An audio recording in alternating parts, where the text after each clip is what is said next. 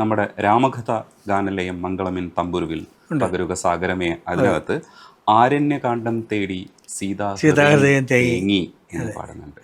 വാത്മീകങ്ങളിൽ ഏതോ താപസമവനം ഉറങ്ങി. അത് ശരിക്കും അവിടെയും കൺസേൺ സീതയെ കുറിച്ചാണ്. പിന്നെ തീർച്ചയായിട്ടും അതിൽ മുഴുവൻ സീതയേ ഉള്ളൂ.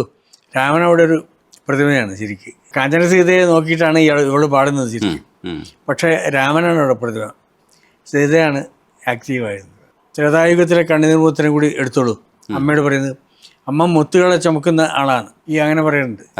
ഈ മുത്തും കൂടി അമ്മ എടുത്തോളൂ എന്ന് പറഞ്ഞിട്ടാണ് ഇവർ ചാടുന്നത് ശരിക്കും. മുഴുവൻ അതാണ്. അതെ അതെ, അതിനകത്ത് എല്ലാ ബിംബങ്ങളും സീതയ്ക്ക് അനുകൂല. അതിൽ എനിക്ക് ഒരു കാര്യം കൂടെ ചോദിക്കാനുള്ളത്, സാർ തുടങ്ങുന്ന സമയത്ത് കുറച്ച് നീളത്തിലാണ് അത് എഴുതിയിരിക്കുന്നത്. സൂര്യചന്ദ്രന്മാർക്ക് ഇരിപ്പിടമാകുമെൻ രാമസാമ്രാജ്യമേ, ദേവകളെ, മാമുനിമാരെ, സ്നേഹതാരങ്ങളെ, സ്വപ്നങ്ങളെ, പൂക്കളെ, വിടയാകും ഈ വേളയിൽ. ഇത്രയും പേര് അഡ്രസ്സ് ചെയ്യുന്നുണ്ട്. അത് ഞാൻ മനസ്സിലാക്കുന്നത് എന്താണെന്ന് വെച്ചാൽ, ഒരു സ്ഥലത്തേക്ക് നമ്മളിപ്പോൾ പണ്ട് ഗൾഫിലൊക്കെ പോകുമ്പോൾ ആൾക്കാർ എല്ലാവരോടും പറയും. തന്നെയാണത് ഭയങ്കര സങ്കടം ഉള്ളതുകൊണ്ടാണ്. അതെ, എല്ലാവർക്കും എന്നെ ഇഷ്ടമാണ്, എനിക്ക് അങ്ങോട്ടും ഇഷ്ടമാണ്. അതാണ് എൻ്റെ കാര്യം. പൂക്കളോടും എല്ലാവരോടും അതെ, എല്ലാവരെയും അഡ്രസ്സ് ചെയ്യുക. അത്രയും വേദനയുണ്ട് അവൾക്ക്. അതെ, സൂര്യൻ അസ്തമിക്കാത്ത സാമ്രാജ്യമാണ്. അത് മുഴുവൻ എനിക്ക് ഇഷ്ടപ്പെട്ട ആൾക്കാരാണ്. അതാണ് പറയുന്നത്. അതെ, അത് എനിക്കും അതെ. നിങ്ങൾ നോക്കിയിട്ടുണ്ടാവും, ഇപ്പോൾ ഇവിടെ എൻ്റെ ആദ്യവസാനത്തിൽ വന്നിട്ടുള്ള ആ പയ്യനുണ്ടല്ലോ, അവൻ 16 കൊല്ലമായി എൻ്റെ കൂടെ. അവൻ അസൽ മുസ്ലിമാണ്. ഇവിടെ പൂജക്ക് ഉള്ള പൂക്കൾ വരെ അവനാണ് കൊണ്ടിരുന്നത്. എൻ്റെ വാക്കും പ്രവൃത്തിയും ഒന്നാകണമെന്ന് വിശ്വസിക്കുന്ന ഒരാളാണ് ഞാൻ. ഈ മതേതരത്വം പറയുന്നുണ്ടെങ്കിൽ അത് എൻ്റെ വീട്ടിലാണ് ആദ്യം വേണ്ടത്. എൻ്റെ ഏറ്റവും ക്ലോസ് സുഹൃത്താണ്, എൻ്റെ മോനെ പോലെയാണ്, എൻ്റെ മാനേജറാണ്, എൻ്റെ എല്ലാ കാര്യങ്ങളും നോക്കുന്നതാണ്. അവൻ പിടിച്ചിട്ടുണ്ടാവും, അവിടെയും ഉണ്ടാവും. ആവശ്യമുള്ളതൊക്കെ ഞാൻ സഹായം ചെയ്യുന്നുണ്ട്. അവൻ പറഞ്ഞതൊക്കെ ഞാനും അനുസരിക്കും. ഞാൻ പറയുന്നത് എല്ലാ കാര്യങ്ങളും അനുസരിക്കും. ഇതാണ് സമൂഹത്തിൻ്റെ കവി എന്ന് പറയുന്നത്, അല്ലെങ്കിൽ എഴുത്തുകാരൻ എന്ന് പറയുന്നത്. അവൻ വേറെ ഒന്നല്ല. അവന് തോന്നുന്നതൊക്കെ ചെയ്യാം, കള്ളുപിടിക്കാം, അവന് എല്ലാ പരിപാടികളും ചെയ്യാം. ഞാൻ എഴുതുമ്പം യോഗ്യനാണെന്ന് പറഞ്ഞാൽ പോരാ. എൻ്റെ ജീവിതം കൂടി ശുദ്ധമാണെന്ന് വിശ്വസിക്കുന്ന ആളാണ് ഞാൻ. എത്രത്തോളം പറ്റുന്നുണ്ട് അറിയില്ല, എത്രത്തോളം പറ്റുന്നോ അത്രത്തോളം ഞാൻ ചെയ്യും. ഇതൊക്കെ ഞാൻ പാലിക്കുന്ന ഒരാളാണ്. എൻ്റെ കുട്ടികളുടെ സ്നേഹം അത് ലോകത്തിനോടുള്ള സ്നേഹം ആയിട്ട് മാറുന്നു. ഇതൊക്കെ കവിക്ക് വേണ്ടതാണ്. അതെ, അവിടെ ഒരു പെണ്ണിനെ അല്ലെങ്കിൽ ഒരു സീതയെ സാർ എങ്ങനെയാണ് നോക്കിക്കാണുന്നതെന്ന് വൃത്തിയായിട്ട് എഴുതിയിട്ടുണ്ട്. അതുപോലെ അവസാനം സാറ് കുറച്ച് അധികം എഴുതിയിട്ടുണ്ട്. എന്ന് വെച്ചാൽ, പിടയ്ക്കുന്നു പ്രാണൻ, വിതുമ്പുന്നു ശോകാന്തരങ്ങളിൽ, മയങ്ങുന്ന ഇത് ആശാപാശങ്ങൾ, അധർമ്മം നടുങ്ങുന്ന മാർത്താണ്ഡ പൗരുഷം, രാമശിലയായി കൽപ്പാന്തവാരിയിൽ എന്നാണ് ചോദിക്കുന്നത്. അധർമ്മത്തെ നീ വെറും ശിലയായിപ്പോയി. എനിക്കങ്ങനെ ശരിയാവാൻ പറ്റില്ല, ഞാൻ ഒഴുകുന്ന വെള്ളമാണ്. സീത എങ്ങനെയാണ്? മറ്റേ ശിലയായിപ്പോയി, ശിലയായി കറുത്തുവോ കൽപ്പാന്തവാരിയിൽ. ഇത് വല്ലാണ്ട് സങ്കടമായിപ്പോയി. അതിൽ കൂടുതൽ പറയാനില്ലല്ലോ. അതെ, എന്റെ വാക്കുകളൊന്നും കേൾക്കാത്തൊരു ശിലയായി മാറിപ്പോയി എന്ന് പറയുന്നത്. അതാണ് ഞാൻ പറഞ്ഞത്. രാമനാണ് ശില, സീത അതല്ല. സീത മനുഷ്യക്കുട്ടിയാണ്. അത് കഥകളിയില് അതിമനോഹരമായിട്ടുള്ളൊരു നാടകീയ രംഗമുണ്ട്. ഈ ലവണാസുരവധത്തിൽ ഈ കുതിരയെ പിടിച്ചു കെട്ടിയിട്ടുള്ള മക്കള്, ഈ ഇതിന്റെ അശ്വമേധയാഗത്തിന്റെ കുതിരയെ പിടിച്ചു കെട്ടിയല്ല. എന്നിട്ട് ഹനുമാനാണ് വരുന്നത്. അപ്പോൾ അതിലൊരു ഇതുണ്ട്, ഹനുമാൻ സീതയെ കാണുന്ന ഒരു രംഗമുണ്ട്. എന്താണ് പറയുക, സുഖമോ ദേവി എന്നാണ് ചോദിക്കുന്നത്. അപ്പം മറുപടി പറയുന്നത്, മക്കളോട് പറയുന്നത്, നീ ഇതെല്ലാം അഴിച്ചിക്കള, ഇത് ആരാണ്? എൻ്റെ അച്ഛനാണത്. കാരണം ജനകനാണെന്ന് പറഞ്ഞാലും എനിക്ക് അച്ഛനായിട്ട് വന്നിട്ടുള്ളത് ഇയാളാണ് ഒരിക്കലും. അപ്പോൾ ഇയാളുടെ സങ്കടം വെച്ചാൽ ഞാനാണ് കൊണ്ടുവിട്ടത് കാട്ടിൽ. പക്ഷെ എന്നാൽ പോലും സുഖമാണോ എന്ന് ചോദിക്കുമ്പോൾ കണ്ണു നിറയും. എനിക്കും കണ്ണു നിറയും ഇപ്പോഴും. അതെ, അത്ര നാടകീയമായ ഞാൻ കണ്ടിട്ടുള്ള ഏറ്റവും നാടകീയമായ രംഗം അതാണ്. ഈ വാൽമീകിയുടെ ആശ്രമത്തിൽ വിശ്വസിച്ചു എന്ന് പറയുന്നതാണ് ഭയങ്കര സംഭവമല്ലേ അത്. എന്നിട്ട് അവിടെ കാട്ടിൽ കൊണ്ടുവിട്ടിട്ട് പോവുക ഇയാള്. ഏറ്റവും പവിത്രമായിട്ട് ചൂടാമണി വരെ കൊണ്ടു കൊടുത്തിട്ടുള്ള ആളാണ്. അതിൽ ഒരു അഗ്നിസാക്ഷി ഓർമ്മിക്കുന്ന ഒരു സാധനമുണ്ട് ആ പാട്ടിൽ. എന്നെയും ഞാനായി ജ്വലിപ്പിച്ച് അഗ്നിയെ പോലും അവിശ്വസിച്ചെങ്കിൽ കോസലരമോര എന്നുമാ സങ്കല്പ പദപത്മങ്ങളിൽ തലചായ്ച്ച് വെച്ചേ ഉറങ്ങിയുള്ളൂ. അത് തന്നെ അഗ്നിസാക്ഷിയിൽ പറഞ്ഞതാണ് അവർ. ഇതേ ഒരു കുറിപ്പ് എഴുതിയിട്ട് പിന്നെ ഭാഗവത സപ്താഹം നടത്തുന്ന അദ്ദേഹത്തിൻ്റെ അടുത്ത് കൊണ്ടു കൊടുത്തിരുന്നു. ഇവർ സ്വാമിനി കൊടുത്തയച്ചിട്ടുള്ള ആ കൂട്ടുകാരിയാണ് കൊണ്ടു കൊടുക്കുന്നത്. അതിലെഴുതിയതാണ്, അങ്ങ് എന്നെ സംശയിക്കേണ്ട, അങ്ങയുടെ സങ്കല്പ പദപത്രത്തിലുള്ള ഞാൻ ഉറങ്ങിയിട്ടില്ല. ആ വാക്കാണ് ഞാൻ സീതയ്ക്ക് കൊടുത്തത്. നമ്മളെ വായന എന്ന് പറയുന്നത് എവിടെയെങ്കിലും ഉള്ളൊരു സാധനം അവിടെ ഉപയോഗിക്കാൻ പറ്റും. വായിക്കാത്ത ഒരാൾക്ക് ഒന്നും എഴുതാൻ പറ്റില്ല. ഈ രാമനെ സംബന്ധിച്ച് ആ സമയത്ത് അധികാരം ഏറ്റെടുക്കേണ്ട വലിയ അത്യാവശ്യം ഉണ്ടായിരുന്നില്ല എന്നാണ് മനസ്സിലാക്കുക. കാരണം ഭരതൻ 14 വർഷം ഉണ്ടല്ലോ ഭരിച്ച സ്പേസ് ആണ്, ഗതിയുടെ വെച്ച് ഭരിച്ചതാ. അപ്പോൾ വന്നിട്ട് അതൊന്ന് നോക്കി നടത്തിയാൽ മതിയായിരുന്നു. പക്ഷേ അതാണ് ഈ വിധി മഹിമ അലംഘനീയമാണ് എന്ന് പറയുന്നുണ്ടല്ലോ. ആ വിധിയാണിത്. അതിന് രാമനും സീതയും പോലും ഇതല്ല എന്നാണ്. എല്ലാവരും അതിന് താഴെയാണ്, വിധിക്ക് താഴെയാണ്. അതിനെ വേണമെങ്കിൽ അപ്പുറത്തേക്ക് പറയാമല്ലോ. വേണമെങ്കിൽ വാൽമീകി ഒരിക്കലും അസത്യം പറഞ്ഞിട്ടില്ല, എല്ലാം സത്യം മാത്രമേ പറഞ്ഞിട്ടില്ല. അപ്പോൾ അവളത് വളരെ വൃത്തിയായിട്ട് പറയുന്നുണ്ട്. പിന്നെ ആത്മനിവേദനം അറിയാതെ എന്തിനൻ മുദ്രാങ്കുലിയം വലിച്ചെറിഞ്ഞു, രാഗചൂടാമണി ചെങ്കോർത്തുരുമ്പിൽ വെറുതെ പതിച്ചു വെച്ചു കോസല രാജകുമാർ. അത് അവിടെയൊന്നും വെക്കേണ്ടതല്ല. അതെ, അതാണ് ചോദ്യം ചെയ്യേണ്ടതെല്ലാം ചെയ്തിട്ടുണ്ട്. സ്ത്രീപക്ഷത്തിലുള്ള ഏറ്റവും മനോഹരമായ പാട്ടാണെന്ന് ഞാൻ വിശ്വസിക്കുന്നത്. സ്ത്രീപക്ഷമാണ് ആണ്. അല്ല, എൻ്റെ എല്ലാ പാട്ടിലും ഇപ്പോൾ ഉദാഹരണം പറഞ്ഞാൽ കമലിൻ്റെ ഒരു പടത്തിലുണ്ടല്ലോ, എടാ പോടാന്നൊക്കെ പറയുന്നത് ഇഷ്ടമല്ലടാ. അതിൽ പോലും എൻ്റെ തൊട്ടുനോട്ട് ഇഷ്ടമല്ലടാ എന്നാണ്. ഒരു കാര്യമില്ലടാ, ഒന്നും നടന്നിട്ട് കാര്യമില്ലടാ എന്നാ പറയും. ഞാൻ അത്രയും സ്ത്രീപക്ഷക്കാരന്. അതെ, മനസ്സുകൊണ്ട്. പക്ഷെ അത്രയും പച്ചയ്ക്ക് വേറെ ആരും പറഞ്ഞിട്ടില്ല. കാരണം സാഹിത്യമാണ് നമ്മൾ എഴുതുന്നതെന്ന് വിശ്വസിക്കുമ്പോഴും സാഹിത്യം എഴുതാൻ പറ്റുന്നെങ്കിലേ അത് എഴുതാൻ പറ്റുള്ളൂ. അതല്ലാത്ത പക്ഷത്ത് നമ്മൾ അത് പറയണം, അല്ലെങ്കിൽ ആ പാട്ടുണ്ടാവില്ലായിരുന്നു. അതെ, ആ പാട്ട് എഴുതുമ്പോൾ ലാസ്റ്റ് പാട്ടായിരുന്നത്. എന്നിട്ട് അതിൻ്റെ ട്യൂണ് കേട്ടപ്പോൾ സത്യത്തിൽ കമലിനും ഇവർക്കൊന്നും ഇഷ്ടപ്പെട്ടില്ല. അതായത് താന താനന തന്ന താന താനന അങ്ങനെ പറഞ്ഞാൽ അതിന് എന്ത് വിധം എന്ത് വേണമോ നിനക്കെന്ത് വേണമോ എന്ന് ചോദിച്ചാൽ ആ അർത്ഥമില്ല അവിടെ. അത്രയൊന്നും പോരാ. ഇഷ്ടമല്ലടാന്ന് എഴുതി കഴിഞ്ഞപ്പോൾ ആ ഒറ്റ വരി കൊണ്ട് തന്നെ കമൽ ഇവരെല്ലാം ഓക്കെ. പ്രൊഡ്യൂസർ ഇവനാണ്, ലാലാണ്. ലാലു ഓക്കെ, ബാക്കി പാട്ട് കേൾക്കാനൊന്നുമില്ല. ഞങ്ങളത് പൂർത്തിയാക്കിയിട്ടേ സ്ഥലം വിട്ടിട്ടുള്ളൂ. എല്ലാറ്റിനും നമ്മുടെ ഒരു അഭിപ്രായം ഉണ്ടാവണം. കമലതലത്തിലെ പാട്ട് ശരിക്കും രവീന്ദ്രൻ മാഷ് രസമായിട്ട് ചെയ്തിട്ടുണ്ട്. അയ്യോ, അസാധ്യമായിട്ട് രവിയേട്ടനായിട്ട് ചെയ്തിട്ടുള്ള എല്ലാ പാട്ടുകളും അത്. രവിയേട്ടനും അത് ആത്മാർപ്പണമായിട്ട് ചെയ്തതാണ്. ഞാനും അതെ. ദാസേട്ടൻ അങ്ങനെ പാടിയതാണ്. വാസ്തവത്തിൽ എൻ്റെ ഏറ്റവും നല്ല പാട്ട് എന്ന് പറഞ്ഞാൽ, പാട്ടുകൾ എന്ന് പറയുമ്പോൾ ഞാൻ എഴുത്തിലും ട്യൂണിലും പാടിയതിലും സിറ്റുവേഷനിലും പടത്തിലും എല്ലാറ്റിലും വിജയിക്കുമ്പോഴാണ് നമ്മൾ പറയുന്നത് ഏറ്റവും നല്ല പാട്ട്. അത് പ്രമോദവനാണ് ആദ്യത്തെ പാട്ട്, എല്ലാം കൊണ്ടും നമ്പർ 1 പാട്ട്.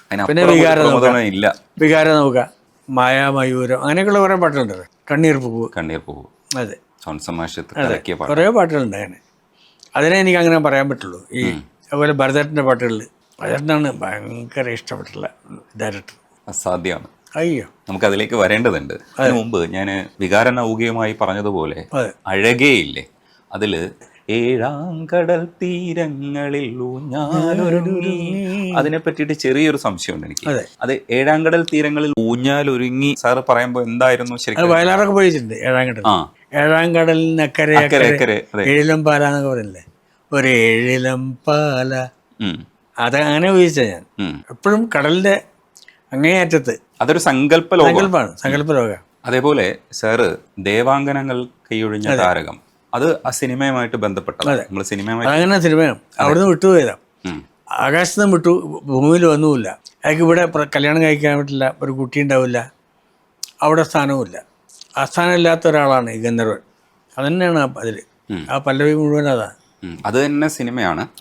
അതിന് മറ്റൊരു വിശേഷവും കൂടെ കിട്ടിയിട്ടുണ്ട്. പത്മരാജൻ സാറിനെ പല സ്ഥലത്തും ടൈറ്റിലായിട്ട് ഉപയോഗിക്കുന്നത് ദേവാംഗനങ്ങൾ കൈയൊഴിഞ്ഞ താരകം. അതെ, അതൊരു ഭയങ്കര ഒരു ഇതല്ലേ, നമ്മൾ എഴുതിയ ഒരു വരി ഒരു സംവിധായകന്റെ ജീവിതവുമായി ബന്ധപ്പെട്ട് ടൈറ്റിലായിട്ട് ഉപയോഗിക്കുക. പിന്നെ രസമുള്ള പരിപാടിയാണ്. പപ്പാട്ടനും അത് ചെയ്തു തന്നെ അങ്ങനെ കേട്ടോ. അത് തുടങ്ങുമ്പോൾ എനിക്ക് ഓർമ്മയുണ്ട്. പപ്പാട്ടൻ മറ്റുള്ളതുപോലെ ഒന്നല്ല, ഇത് ഫുൾ സ്ക്രിപ്റ്റ് ഇങ്ങനെ കൊണ്ടുവന്നിരിക്കുക. ആദ്യം എന്നോട് അത് മുഴുവൻ വായിക്കാൻ പറഞ്ഞു. മുഴുവൻ ഞാൻ വായിച്ചു. അതാണ് അത്രയും എനിക്ക് ഉൾക്കൊള്ളാൻ പറ്റിയത്. അത് ജോൺസനെ കൊണ്ട് വായിപ്പിച്ചിരുന്നു. ജോൺസൺ എന്നോട് പറഞ്ഞു, സാധാരണ ഞങ്ങൾ ആരെയും ഒരാൾ വായിച്ചാൽ മതി, ഇത് പരസ്പരം വരും, ഇതല്ല. എന്നിട്ട് പക്ഷേ അതിൽ എനിക്ക് തോന്നിയത്, അന്ന് തോന്നിയതാണ് കേട്ടോ, പപ്പേട്ടനെ ഞാൻ ആരാധിക്കുന്ന ഒരാളാണ്, അദ്ദേഹത്തിന് എല്ലാ രീതിയിലും. പക്ഷേ അതോടുകൂടി അദ്ദേഹത്തിൻ്റെ ആ ത്രില്ല് പോയി. എഴുതി കഴിഞ്ഞിട്ട് ശുഭം എന്ന് എഴുതിയപ്പോൾ അത് അദ്ദേഹത്തിൻ്റെ മനസ്സിൽ പടായി. പിന്നെ അത് ചെയ്യേണ്ടത് ഭരതേട്ടനായിരുന്നു. അങ്ങനെയാണെങ്കിൽ അതൊരു ലോക ശ്രദ്ധ ആകർഷിക്കുന്ന ഒരു പടമായെന്നെ എന്നെനിക്ക് തോന്നി. പക്ഷെ അത് പപ്പേട്ടൻ തന്നെ വേണം ചെയ്യണം തോന്നിയിട്ടാണല്ലോ ചെയ്തത്. പക്ഷെ അത് സത്യങ്ങനെയാണ്. അത് എനിക്കും ജോൺസണും തോന്നിയിരുന്നു. ഭയങ്കര റിലാക്സ്ഡ് ആയിരുന്നു. അത്ര റിലാക്സ്ഡ് ആയിക്കൂടാ. കുറച്ചുകൂടെ ക്രിയേറ്റീവ് ആവണം, നമ്മൾ ടെൻഷൻ വേണം. അവിടുന്ന് ടെൻഷൻ വേണം, ആ ടെൻഷൻ പോയി. അതെനിക്ക് തോന്നിയിരുന്നത്. പപ്പട്ട സാധാരണ ഇല്ലാത്ത പോലെ മുണ്ട കൊടുത്ത് നടക്കുകയും എന്നിട്ട് കടപ്പുറത്തൊക്കെ നടക്കുകയൊക്കെ ചെയ്ത് വരും ഈ പാട്ട് ചെയ്യുന്നതിനിടയിൽ. റിലാക്സ്ഡ് ആണ്. ആ റിലാക്സേഷൻ പാടില്ലായിരുന്നു എന്ന് തോന്നി. പക്ഷെ അതിന്റെ വരികളിലേക്ക് വന്നാൽ ആലപ്പൂവയില് അതുപോലെ മുത്തിനുള്ളിൽ ഒതുങ്ങും പൂമാരൻ, അതെ അതാണ് സിനിമ. അതെ, അയാളെന്നെ പറഞ്ഞിട്ടല്ലോ, ഞാൻ നീ വിചാരിച്ചാൽ എപ്പോഴും തൊട്ടാൽ ഞാൻ വരാം. അതുകൊണ്ട് ഈ മുത്തിൻ്റെ ഉള്ളിൽ ഒതുങ്ങുകയാണ് ആ മാരൻ. എന്നിട്ട് അതാണ് കൊടുത്തത് ഇവക്ക് കഴുത്തിലിടാൻ. നീ അത് തൊട്ടാൽ മതി, ഞാൻ വരും. അതാണ് കഥ. അതിനടുത്ത വരിയെന്ന് പറയുന്നത് തങ്ക കൈകളിലേക്കും നവലോകങ്ങൾ. അതെങ്ങനെയാണ് സാറേ അത് വ്യാഖ്യാനം? അല്ല, ഈ തൊട്ടാൽ മതി, നിനക്ക് ആവശ്യമുള്ള ലോകം, പുതിയ ലോകം വരും. ഈ കൈകളിൽ ഒതുങ്ങും നവലോകങ്ങൾ. അത്രയ്ക്കും എനിക്ക് എന്തും തരാൻ പറ്റും. ഈ ലോകത്തിലെ ഏത് കാര്യവും നിനക്ക് തരാൻ പറ്റും. നീ അത് തൊട്ടാൽ മതി, എന്നിട്ട് നിന്റെ കയ്യിലേക്ക് തരാം.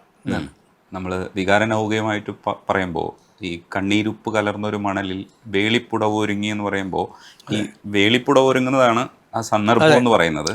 ഈ പറയുന്ന മാതിരി കണ്ണീരുപ്പും കടലിൻ്റെ ഉപ്പും ഈ മണലിലുണ്ടാവും. അത്തരം ഒരു സാഹചര്യങ്ങളൊക്കെ വരുമ്പോൾ സത്യത്തിൽ അത് എഴുതി പോകുമ്പോൾ സാറിന് അത് അങ്ങനെ സംഭവിക്കുന്നതാണോ, അത് എന്ത് പ്രോസസ്സിൻ്റെ ഭാഗമായിട്ടാണോ അത് അത്രയും സിങ്കായിട്ട് വരുന്നത് എന്നുള്ളത് അറിയാൻ വേണ്ടിയിട്ടാണ്. നിങ്ങൾ ഒരു കാര്യം പറയും, ഈ വേളിപ്പുടവാന്ന് പറയാൻ പാടില്ല എന്ന് ചില ആൾക്കാർ പറയാം. പക്ഷേ കേരളത്തിലെ പരശുരാമൻ കൊണ്ടുവന്ന ആൾക്കാർ ആരാന്നറിയാം? മുക്കുവന്മാരെ. അങ്ങനൊരു വലിയൊരു ഇതുണ്ട്. കടപ്പുറത്താണ് പരശുരാമൻ മലയുടെ മുകളിൽ നിന്നിട്ടല്ല പറഞ്ഞത്, കടപ്പുറത്താണ് വന്നത്. കടപ്പുറത്തേക്കാണ് ആൾക്കാരെ കൊണ്ടുവന്നത്. അത് വടക്കൻ കേരളത്തിലെ ആൾക്കാർ ആണ് വന്നത്. അത് മാത്രമല്ല, ഇപ്പോഴും ഇല്ലം എന്നാണ് അവരുടെ വീട്ടുപേര്. ഞാൻ അവരുടെ വീടുകളിലൊക്കെ പോയി ചോദിച്ചിട്ടുണ്ട്, കാര്യങ്ങൾ അന്വേഷിച്ചിട്ടുണ്ട്. ഇവിടെയും മറ്റുള്ള ഇതിലൊക്കെ പോയിട്ടുണ്ട്. അതുപോലെ ചെമ്പിലരയൻ എന്ന് പറയുന്നത് അതിൽ ഇല്ലം എന്നാണ്, 4 ഇല്ലക്കാരാണ് അവർ. അതുപോലെ അവർക്ക് അവരുടെ ഈ മരണ ചടങ്ങുകൾ മുഴുവൻ, വിവാഹ ചടങ്ങുകൾ മുഴുവൻ ഇപ്പോഴും നമ്മൾ ബ്രാഹ്മണരുടെ ചടങ്ങാണ്. ഈ മീൻ പിടിക്കലൊക്കെ ഉണ്ട്, ഞങ്ങൾക്കുണ്ടല്ലോ. ഞങ്ങൾക്ക് എന്തിനാണ് 4-ാം ദിവസം മീൻ പിടിക്കും 2 ആളും കൂടി. അത് ബ്രാഹ്മണരുടെ ചടങ്ങാണ്, അത് മുക്കുവൻ്റെ ചടങ്ങാണ് അല്ലേ മീൻ പിടിക്കുന്നത്. അവർക്ക് ഇങ്ങോട്ടും ഉണ്ട്. അതാണ് ശരിക്കും ഞാനത് അങ്ങനെ വേളിപ്പുടം എഴുതാൻ കാരണം.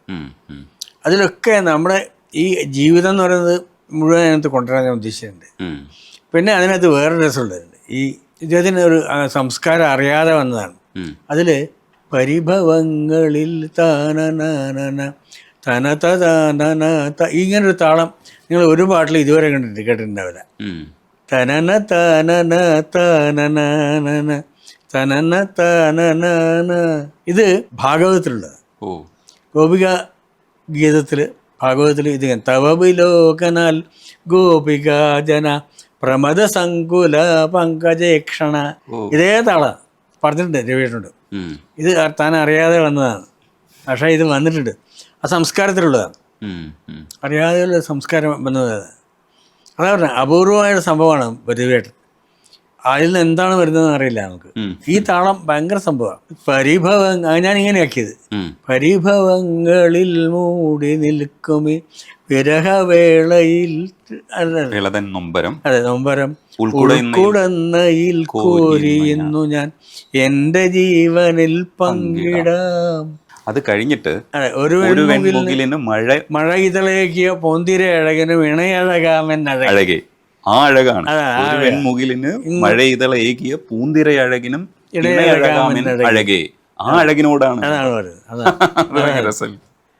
മെഴുതിർ മണി കുളിരിൽ തൂവരുതേ. അതെ, മണലിൽ തൂവരുതെന്നാണ് ഞാൻ ആദ്യം എഴുതിയിരുന്നത്. അത്ര സ്ട്രെയിറ്റ് വേണ്ടാന്ന് എന്നോട് ഭരതേട്ടൻ പറഞ്ഞു.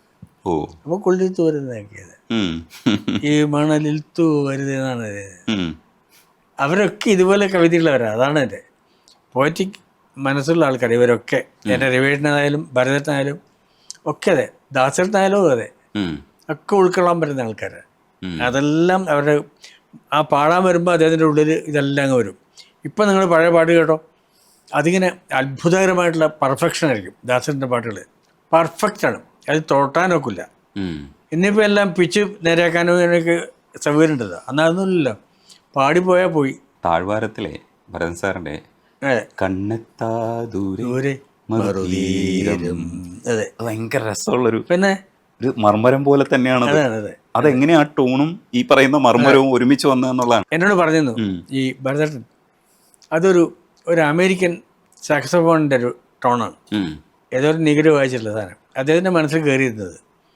എന്നോട് പറഞ്ഞു ഞാൻ അതിങ്ങനെ പാടാം മൂടാം, നിങ്ങൾ എഴുതിക്കോ പറഞ്ഞു. തനന്ന തന തനനാന ഒരു താഴ്വാരത്തിൻ്റെ ഒരു വല്ലാത്തൊരു അന്തരീക്ഷം ഉണ്ടാക്കുന്ന ഒരു സാധനം.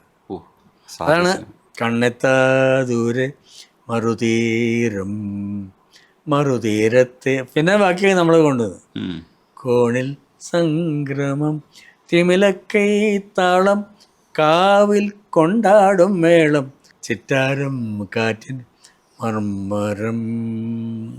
അങ്ങനെ ആ മർമരൊക്കെ അതുപോലെ. അത് ഉത്രാളിക്കാവിൽ പൂരാണ്. അപ്പോൾ അതാണ് കാവിൽ കൊണ്ടാടും മേളം. അതൊക്കെ അവിടെ നിന്ന് കേൾക്കുക. ഞങ്ങൾ അത് കഴിഞ്ഞിട്ട് പകൽ ബഹളമൊന്നുമില്ല ഉണ്ടാവില്ല. റെയിലിൻ്റെ അതിൽ കൂടെ ഇങ്ങനെ നടന്നു പോകുന്നു. കുറേ വെറുതെ നടന്ന് പോകുമ്പോഴാണ് പാട്ട് എഴുതുന്നത്. അങ്ങനെ ഇങ്ങനെ ട്യൂൺ പറയും താനന്ന താന. അത് കഴിഞ്ഞിട്ട് താനന്ന താനന്ന താനന്ന താനന്ന തനതാന താന. ഇങ്ങനെ ഇതൊക്കെ ഭരതൻ ഇങ്ങനെ പറയുമ്പോൾ ഞാൻ അപ്പം തന്നെ കൂരാറ്റകൾ ഇക്കിടി മൂടും വെള്ളിമുളം കൂട്ടിനുള്ളിൽ ഉഷസ്സിൻ്റെ എൻ്റെ പാരാവാരം എന്നൊക്കെ അതൊക്കെ ഇങ്ങനെ വന്നുകൊണ്ടിരിക്കുകയാണ്. ഭയങ്കര അത്ഭുതകരമായ പ്രവൃത്തിയാണ് ഞങ്ങളത്. ഒത്തിരി പടങ്ങളുണ്ട്. അയ്യോ അതേ പറ്റിയിട്ട് നമുക്ക് ഡീറ്റെയിൽ ആയി സംസാരിക്കണം. അയ്യോ അതിനു മുമ്പ് ഞാൻ 1-2 ഈ മണ്ണിൽ ഏറ്റവും വലിയ ആളാണ്. അതെ. നമ്മൾ സംസാരിച്ച പാട്ടുകളിൽ ഈ പാട്ടും സിനിമയുമായിട്ടൊക്കെ എങ്ങനെ യോജിച്ച് നിൽക്കുന്നു എന്നുള്ളതാണ്. അതിൽ ഈ ആയുഷ്കാലത്തിലെ മൗനം സ്വരമായി തീർച്ചയായിട്ടും രസമുള്ള പാട്ടാണ്. മൗനം സ്വരമായി എൻ പൊൻവീണയിൽ സ്വർഗം മലരായി ഈ കൈക്കുമ്പിളിൽ ഉണരും സ്മൃതി അലയിൽ ആരോ സാന്ത്വനമായി എന്നാണ് മുരളിക യൂതി എന്നാണ്. മരിച്ച ആള് പിന്നാലെ പോവുക സാന്ത്വനിപ്പിക്കാൻ. അതാ പടത്തിന്റെ തീമാണ്. ഹൃദയം മാറ്റിവെക്കുന്ന ശസ്ത്രക്രിയയുമായി ബന്ധപ്പെട്ടതാണല്ലോ ആ പടം. അപ്പം അതിനകത്തും ഈ ഒരു സ്മൃതി പദമൊക്കെ കൊണ്ടുവരാൻ സ്മൃതി എന്ന് പറയുന്നത് ഇല്ലാത്ത സാധനമാണ്. അതെ. ഉണരും സ്മൃതി അലയായി ആരോ പാടുകയായി. ആ പാട്ട് യേശുദാസിന്റെ ശബ്ദം ഭയങ്കര രസമാണ്. അയ്യോ മനോഹരമായിട്ട് മൗനം സ്വരമായി എന്ന് പറയുമ്പോഴേ അതെ മൗനത്തിന്റെ അഗാധത. അയ്യോ അതും ഈ രണ്ടാമത് ഹിറ്റായി വന്ന പാട്ടുകളിൽ ഒന്നാണ്. അതെ. ആ സമയത്ത് ആ പടം എനിക്ക് തോന്നുന്നു വ്യത്യസ്തമായിരുന്നു, പക്ഷെ അത്രയേറെ അക്സെപ്റ്റ് ചെയ്തിട്ടില്ല, ആൾക്കാർക്ക് മനസ്സിലായില്ല. പക്ഷെ ഇപ്പൊ അത് നമ്മൾ റീവാച്ച് ചെയ്യുന്ന പടമായി മാറി. പിന്നെ ഒരുപാട് ആൾക്കാർ കാണും. അത് ഭയങ്കര സന്തോഷം. ഈ പാട്ട് ഭയങ്കരമായിട്ട് ക്ലിക്കായി ഇപ്പൊ. അതെ. ഈ റീവാച്ചിന്റെ കാര്യം പറയും പോലെയാണ് ഇപ്പൊ വടക്കം വീരഗാഥ റിലീസ് ചെയ്തു. അതെ. അത് ഭയങ്കര ഒരു സന്തോഷമുള്ള ഒരു കാര്യമല്ലേ. മാത്രമല്ല ഒരുപാട് ആൾക്കാർ കാണുന്നുണ്ട്. അതിൽ സാർ എഴുതിയത് ഉണ്ണി ഗണപതിയും ഇന്ദുലേഖ കൺതുറന്നു. അതെ, വളരെ പ്രധാനപ്പെട്ട ഒരു സിറ്റുവേഷൻ അത്. ഇവള് അദ്ദേഹത്തിന് അനുകൂലമായിട്ട് കണ്ണു തുറന്നതാണ്, ഇയാൾ വരുന്നതാണ്. അതാണ് ആ സിറ്റുവേഷൻ. ആ വരവനെ ഭയങ്കര ഗംഭീരമായിട്ട് ഇന്ദ്രജാലം മെല്ലെ ഉണർത്തി മന്മഥന്റെ തേരിലേറ്റി ആ കുതിരപ്പുറത്ത് ചോദിക്കുന്നുണ്ട് എവിടെ സ്വർഗ്ഗകന്യകമാർ, എനിക്ക് എല്ലാം വേണം, എവിടെ സ്വർണ്ണ ചാമരങ്ങൾ. 1000 ജ്വാലാമുഖങ്ങളായി തുടിയുണരും, അല്ല അതാണ് മനസ്സുണരുന്ന തുടി മുഴങ്ങിയെന്നാണ്. അത്രയും അഗ്നിപർവ്വതങ്ങൾ പൊട്ടുന്ന അത്രയും വലിയ തുടിയാണ് ഉള്ളില് മുഴങ്ങിയത്. അത് അസാധ്യ സിനിമയായിരുന്നു. അതായത് സിനിമയാണ്. ആ പാട്ട് ഇത്രയും സിറ്റുവേഷന് കറക്റ്റായിട്ട് ആവുമെന്ന് എനിക്ക് തോന്നിയില്ല. ഞങ്ങൾ ഡിസ്കസ് ചെയ്ത് അങ്ങനെ ചെയ്തതാ. അല്ല, അത് സാർ എഴുതുന്ന സമയത്ത് MD ഉണ്ടായിരുന്നോ അവിടെ സർക്കിളിൽ? അല്ല, വാച്ചോട്ടായിട്ട് സംസാരിച്ചിട്ടിരുന്നു. പിന്നെ ഇദ്ദേഹം ഉണ്ടല്ലോ, ഹരിഹര മാഷുണ്ടായിരുന്നു. മാഷായിട്ട് ഞാൻ ആദ്യം ചെയ്യുന്ന പാട്ടതാ. ഭയങ്കര ഒരു ബന്ധമായിരുന്നു, ഭയങ്കര രസമാണ്. ഒരു ഗുരു തന്നെയാണ് അയാള് ശരിക്കും. എനിക്ക് ഒരുപാട് പാഠങ്ങൾ അതിൽ നിന്ന് എനിക്ക് കിട്ടി. വലിയൊരു ഗുരുവാണ് ശരിക്കും. ജയകുമാർ സാർ പറഞ്ഞു കേട്ടിട്ടുണ്ട്, ചന്ദനലേപ സുഗന്ധം എഴുതുന്ന സമയത്ത് MD സാറാണ് നോക്കി കറക്റ്റ് ചെയ്ത് കൊടുത്തത്. വാസുവേട്ടന് എന്നെ വിശ്വാസമായിരുന്നു. അദ്ദേഹം വന്നിട്ടില്ലാണ്, ഹരിഹര മാഷായിട്ട് സംസാരിച്ചിട്ടുള്ളൂ. പിന്നെ വാസുവേട്ടൻ്റെ പടങ്ങൾ ഞാൻ കുറേ എണ്ണം ചെയ്തല്ലോ. അപ്പോഴൊക്കെ വാസുവേട്ടൻ ഞാൻ അവിടെ പോയി കാണും, സംസാരിക്കും, അങ്ങനെയൊക്കെ ചേർന്ന്. അദ്ദേഹത്തിന് ഇഷ്ടപ്പെടാത്ത സാധനമൊക്കെ വരുമൊക്കെ ചെയ്യും, പക്ഷെ അപ്പോൾ തന്നെ ഞാൻ കറക്റ്റ് ചെയ്യും, അവിടെ തന്നെ കറക്റ്റ് ചെയ്യും, ബോധ്യപ്പെടുത്തിയിട്ടേ വിടുള്ളൂ. ഈ കണ്ണീർ പൂവിൻ്റെ കവിളിൽ തലോടി പറയും പോലെ നമ്മൾ പറയുന്ന ഒരു പാട്ടും കൂടെ ഉണ്ട്. കണ്ണീർ പൂവിൻ്റെ നമ്മൾ എന്താ വെച്ചാൽ ടോപ്പ് ലിസ്റ്റിലുള്ളൊരു പാട്ടാണ്, മലയാളികളുടെ ടോപ്പ് ലിസ്റ്റിലുള്ളൊരു പാട്ടാണ്.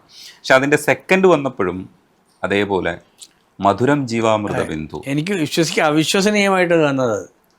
എനിക്ക് ഞാനും എങ്ങനെ വിചാരിച്ചു, അത് ജോൺസണും വിചാരിച്ചു, എങ്ങനെ ഈ കണ്ണീർ പൂവിന് അപ്പുറത്തേക്ക് ഒരു പാട്ട് വേണമെന്ന് പറഞ്ഞാൽ നമുക്ക് എങ്ങനെ ചെയ്യാൻ പറ്റും, നോക്കാം എന്നൊക്കെ പറഞ്ഞ് നിങ്ങൾ സ്വതന്ത്രമായിട്ട് നിൽക്ക്, ഞാനും അങ്ങനെ തന്നെ ചെയ്യാം. ഇതേ പ്രശ്നം ഞങ്ങൾക്ക് രവിയേട്ടനുണ്ടായിരുന്നു. ഈ അബ്ദുള്ള കഴിഞ്ഞപ്പോൾ ഭരതം കഴിഞ്ഞിട്ട് പിന്നെ കമലകളം, ഈ മൂന്നും ഇങ്ങനെ അടുത്തടുത്ത് വരിക, ഓരോ കൊല്ലം. ഇനി എന്താ ചെയ്യാം, നമ്മൾ ഒന്നും ചെയ്യാതെ നമ്മൾ ആകാശം ഇരിക്കല്ലേ, ആകാശത്ത് നമ്മൾ പിടിച്ചു വെക്കും. ഹിസൈനസ് അബ്ദുള്ള കഴിയുമ്പോൾ പിന്നെ ഒന്നുമില്ലെന്ന് വിശ്വസിക്കില്ലെന്ന് തോന്നുന്നു. അതിനപ്പുറത്തേക്ക് ഒരു പാട്ടില്ലെന്ന് തോന്നുന്നു. രാമകഥ വന്നപ്പോൾ അതിനപ്പുറത്തേക്കായി. അതിനപ്പുറത്തേക്ക് സായന്തനവും ഇതും വന്നു, മറ്റേ സുമുഹൂർത്തമായി. ഭയങ്കര സായന്തനം വേറൊരു മൂഡിലുള്ള പാട്ട്. അയ്യോ സത്യം പാട്ടാ. അതാണ് ഓരോന്നിൻ്റെ ആത്മാവിനെ നമ്മൾ ആദ്യം പിടിക്കണം. അത് കിട്ടാതെ ഞാൻ എഴുതാറില്ല. എപ്പോഴും എന്താണ് ഞാൻ ചെയ്യേണ്ടതെന്ന് കൃത്യമായിട്ട് വന്നാൽ ആ പാട്ട് എഴുതി ഞാൻ. പിന്നെ എഴുതാൻ അത്ര സമയമൊന്നും വേണ്ട. കമലിൻ്റെ പാട്ടുമൊക്കെ അങ്ങനെയായിരുന്നു.